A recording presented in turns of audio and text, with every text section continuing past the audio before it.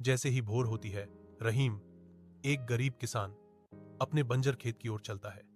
उसका सिलहूट जागते हुए आकाश के खिलाफ स्पष्ट है।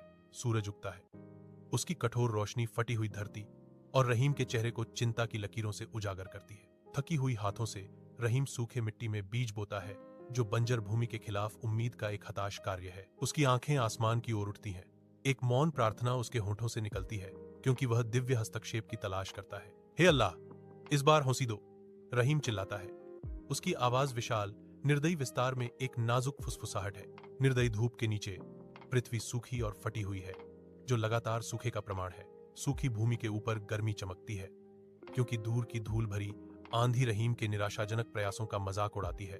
रहीम आगे बढ़ता है। पसीने से उसके कपड़े उसकी पीठ से चिपक जाते हैं। उसकी भौहें अटूट संकल्प से तन जाती हैं। उसके औजारों का हर झोंका धूल के बादल उड़ाता है, जो उसके सिसिफस कार्य की एक कठोर याद दिलाता है। वह रुकता है, विरोध में चिल्लाती हुई पीठ, और सीधा खड़ा होता है।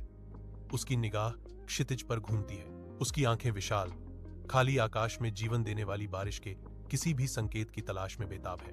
महीनों बाद रहीम अपने खेत में खड़ा है, जो अब चावल से सुनहरा हो गया है। सुबह की हवा में चावल धीरे धीरे झूमते हैं। जीवन का सागर। रहमान की आंखों में खुशी के आंसू चमकते हैं, क्योंकि वह दृश्य का सर्वेक्षण करता है। रहीम के चेहरे पर एक बड़ी हार्दिक मुस्कान फैल जाती है। रहीम अपनी निगाहें आसमान की ओर उठाता है, कृतज्ञता से भरा हुआ। वह फुसफुसाता है, शुक्रिया अल्लाह। उसकी आवाज भावना से भरी हुई है।